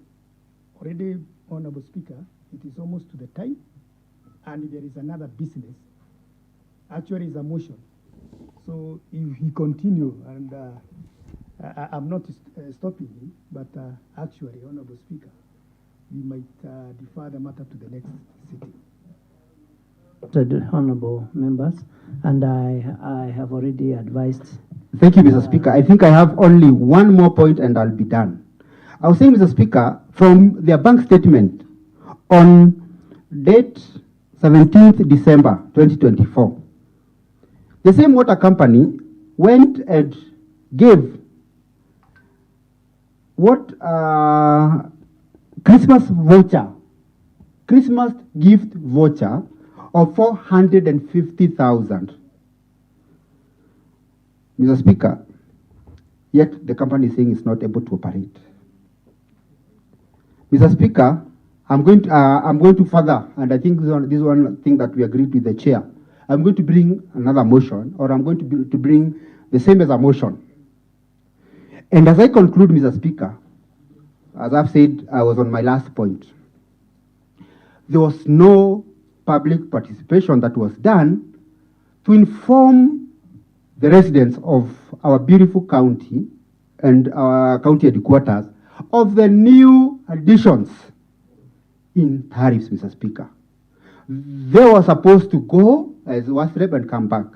So with that, Mr. Speaker, I really want to thank the entire committee for the good work that they've done. And further to that, Mr. Speaker, I'll be coming up with a motion.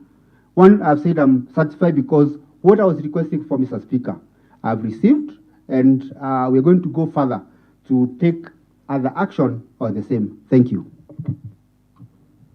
Very well. Honorable Gitau Dungu, member for Karawan. Thank you, Mr. Speaker. Mine is a brief. I thank you, Committee of Water, for good job. Mr. Speaker, you look on page 13. Page 13, finding the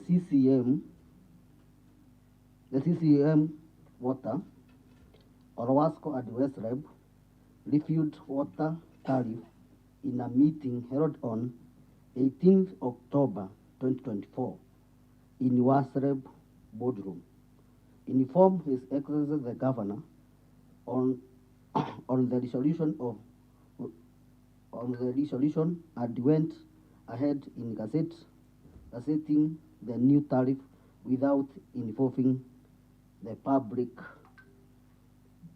Mr. Speaker, this time is now the right time to Ewasco and Wasreb to come and have a meeting with the resident of Orokarau for public participation and revoke the Gazette notice, because people are crying everywhere in Orokarau because of raising of this issue of tariff.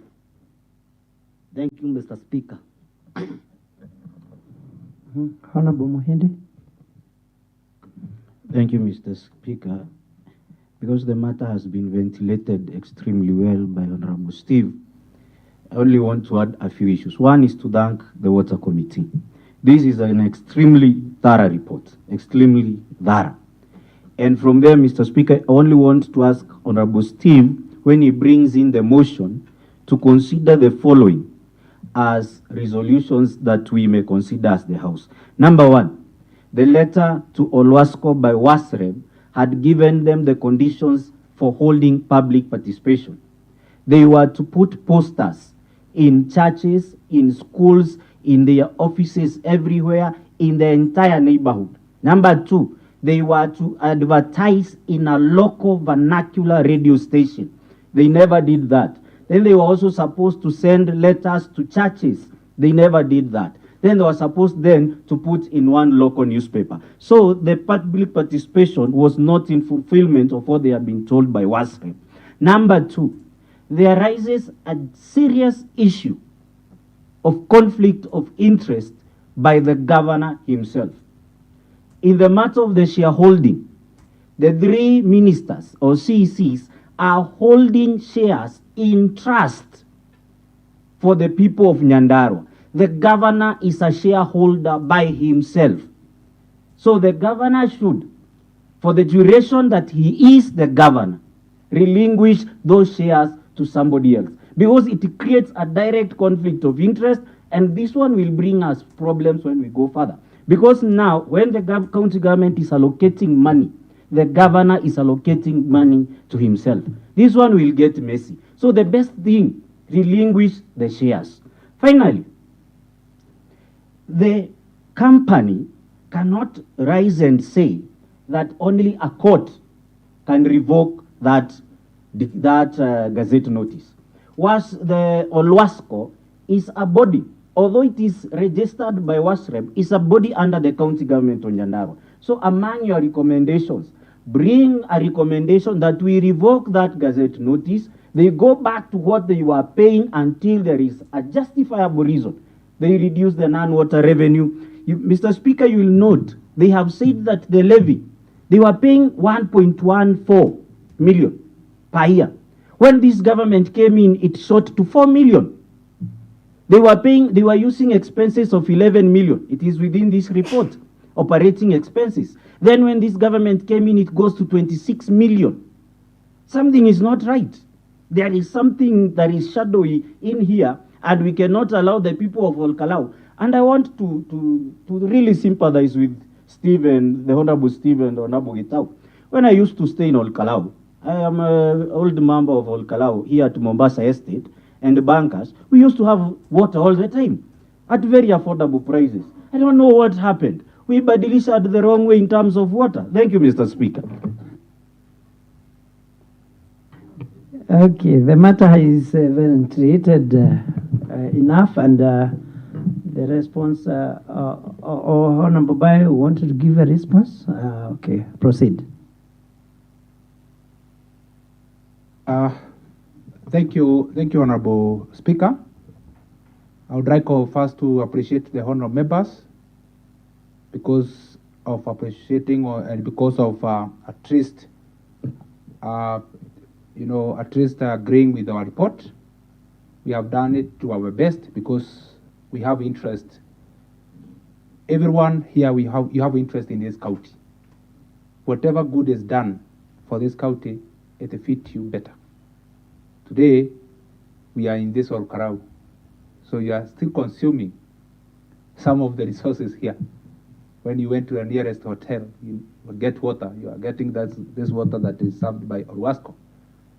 And if we don't you don't do the management in a proper way, one of the things will happen in this county, as what is happening in this nation, when you increase the price of of daily commodities, what you do is you chase away investors. According to my thinking, if we give high bills to our hotels here, we give high bills to our public facilities here, we give high bills to our supermarkets here, we'll chase them away. What happen next? We'll have a high number of people who are not employed. They will be knocking our doors in morning and evening, looking for the job. We need to do something that as well can encourage many people to feel comfortable investing here, because I can tell you, I have done my own research, and I can tell you there is serious outcry, especially to our hotels. They are really paying very heavy bills. Some of them now, they are about to exit the market. It is very unfortunate. I want also to appreciate the honorable member of Karau, that is the honorable members both, that is Honorable Matimo, for such a statement. I believe that we are now in the right process of getting the best solution. It is a simple thing if they wish or if they want. It is to invite the member of public and they come with the best tariff conclusion, because what we are of here is that it is a mandate of WASREM to request for upward or downward. So they can choose they can come up with a formula, and as they ratify their license that have a charge, they can include ratifying the tariff amount that is injuring the people's pocket in the morning and even in the evening. Finally, Honorable Speaker, I would like to appreciate the input of Honorable Mohede, even though the input of Honorable Mohede is a little bit sensitive. I will do a different thing, that we will request them to tell us where is the 900 shares that are supposed to have the holders. At least now we can be able to identify there is a 100 shareholder. That is Governor 87 and the CCM Finance 1, CCM Water 1, and the County Secretary. Where is the 900 shares? I would wish, and I could be very happy if I heard that one of the honorable here is a shareholder of about 50 shares as a member of public in a way. So, according to my thinking, that's something else I will be able to investigate. Finally, Honorable Speaker, we are waiting for that motion. If it comes, we have given them the information, we have given them the findings, we have given them the necessary information they require, so the motion is welcome. And as we conclude, I will consult our legal officer in our committee. If we, as a committee, we can be able to summon the board, so that in case they have more, the board and the directors, so that if there is something they would like to add in that matter, we are ready to listen and solve this problem once and for good. Thank you, Honorable Speaker. Very well. Clerk, next order. Order number 8, other motions and bills. There is a bill that is coming up for the second reading by Honorable Edna Dwabugo Kingori, the Chairperson, Committee on Public Service Administration and Devolution. Honorable.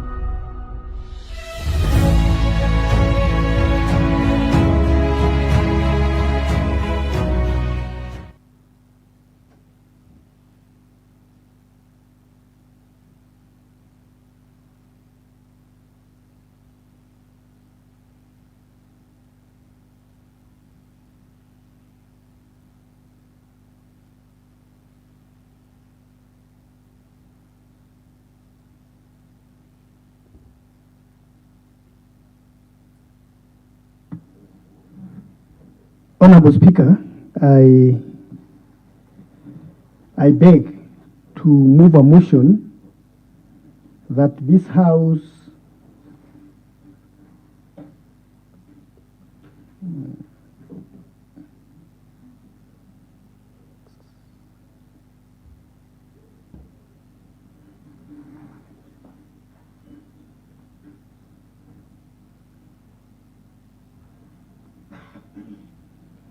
Sorry, Honorable Speaker, for that interruption. Honorable Speaker, I beg to move the following motion that this House, that the Nyandarua County Inspectorate and Compliance Enforcement Bill 2024 be laid for a second time. Honorable Speaker, the Committee of the Public Service Administration and Devolution came up with a report in relation to this bill. And Honorable Speaker, you allow me to go direct to the observations and the recommendations, and then I leave the rest to the members of the committee to particularly ventilate on Chapter 1 of this bill and the Chapter 2 of this bill, where intently it has the clear picture of what this bill entails. So, Honorable Speaker, you allow me go direct to Chapter 3, where we have the observation of the committee and the findings. Honorable Speaker, from the foregoing, the committee made the following observations. Number one, whether the bill is a money bill. The committee observed that the bill is not a money bill, as it does not deal with the specific financial matters. So these matters include the taxes, the public funds, appropriation, receipt, custody, investment, or issue of public money. It doesn't have a loan. Number two, Honorable Speaker, that the long title of the bill be amended by introducing the word compliance immediately after the word inspectorate, so as to read as follow: an act of Nyandarua County Assembly to establish the Nyandarua County Inspectorate Compliance and Enforcement Directorate and provide for its organization, functions, and powers for connected purposes. Number three, clause 5 be amended in sub-clause 5E by deleting the word offer and replacing thereof with the word assist. Number 4, clause 31, that clause 31 of the bill be amended by introducing the following new sub-clause 2: an enforcement officer may make an ex parte application to the relevant court for an order to seize the property and for any other order where the enforcement officer has reasonable ground to suspect that any property has been or is being used to for the purposes of carrying out regulated activity contrary to county laws, or B, is kept or controlled in any other manner contrary to county's laws. Number 5, clause 26, be amended in sub-clause 4 by deleting the word for and substitute thereof with the word to. Honorable Speaker, the committee came up with a recommendation that having considered the Nyandarua County Inspectorate and Enforcement Service Bill 2024, recommend that the House does approve the bill with amendment as proposed in Chapter 3 of this bill. In our overview, Honorable Speaker, is that this is a long overdue. It's a bill that should be already in place to ensure that the enforcement officers, they are well catered for with all the requisite necessary regulation or law in place so that they can be able to expedite in issue pertaining to their own source revenue. Honorable Speaker, the committee has gone further because they have done the right thing by going to the public participation. You know, Honorable Speaker, today, the Public Participation Act, the Act of Parliament, it's mandatory because for any registration that is being done, either at the county assembly level or at the national level, through the Parliament, and by Parliament here we mean the National Assembly and the Senate, public participation is mandatory, Honorable Speaker. In fact, Honorable Speaker, there is also even the guideline for every person to ensure that any policy, there should be public participation on the ground. And in fact, Honorable Speaker, there is even the penalties related to that, failure to observe those guidelines. So therefore, Honorable Speaker, you allow me now to call Honorable Zachary to second this motion. Honorable Zachary Mwangi-Njeru. Honorable Speaker, I rise to support the motion on the bill. And Honorable Speaker, without emphasizing much on the same. The bill is long overdue, Honorable Speaker. And ranging from how we have been operating, Honorable Speaker, across the board, Honorable Speaker, it is evident that there is no elaborate enforcement and compliance system. And with the said bill, Honorable Speaker, the bill will not only pave way or give authority to the Directorate to establish standing orders that will act as guiding principle, Honorable Speaker, on day-to-day operations by the enforcement officers. Honorable Speaker, it is very unfortunate that I'm just going to quote one example, Honorable Speaker.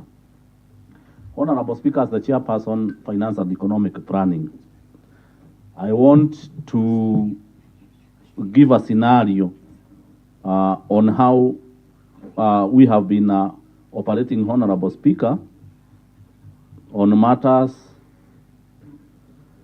compliance and enforcement. Honorable Speaker, the report from the Controller of Budget indicated that we have the capability. This county is capable of mobilizing resources to a tune of 3 billion, Honorable Speaker.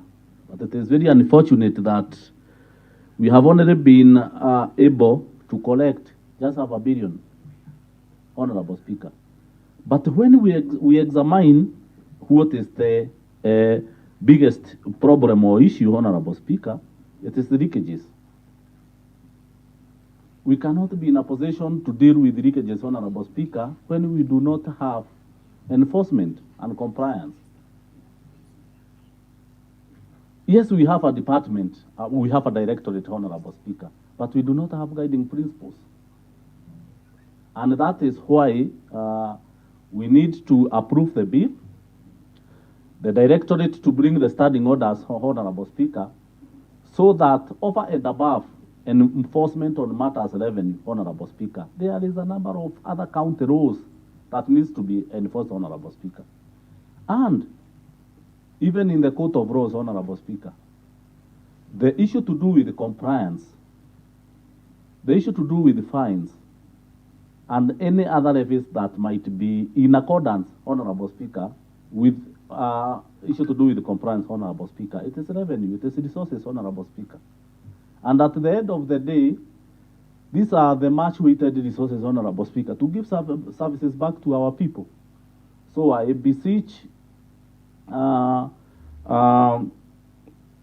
directorate, through our able chair, because I happen to be a member of this committee, Honorable Speaker, to make sure that the standing orders are prepared, Honorable Speaker, and approved by this Honorable House, so that we can be in a position to operate, Honorable Speaker, seamlessly, and make sure that over and above matters revenue, we are able to operate as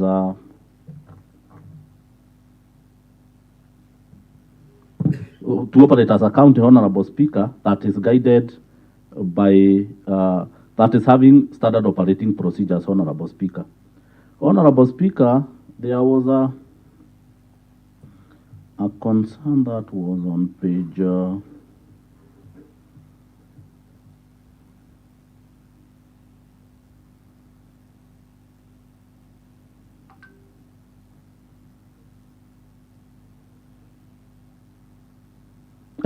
Chair, arising from the reorganization of the departments and directorates.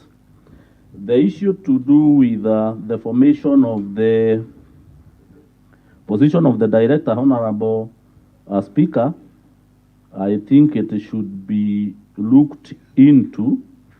I'm trying to correct between the amendments and that particular, but I think before we go to the third reading, Honorable Speaker, we will be in a position to see whether now the entire structure is in tandem with the recent, Honorable Speaker, reorganization of the department. And with that, I beg to second.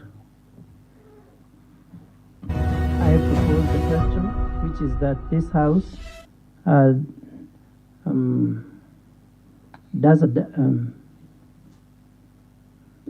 the Nyandarua County Inspectorate and Compliance Enforcement Bill 2024 be read for a second time.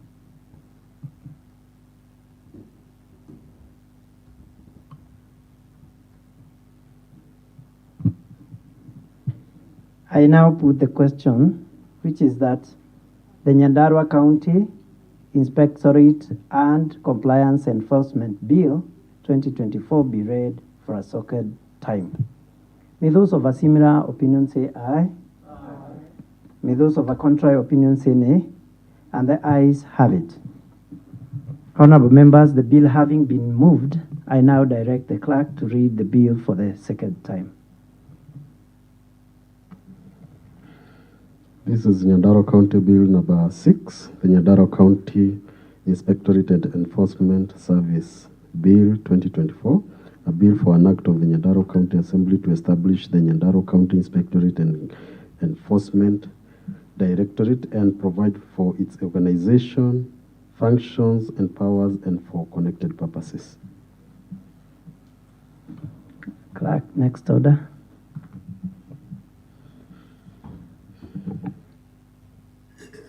Mr. Speaker, the business of this sitting as appearing on the order paper has been exhausted.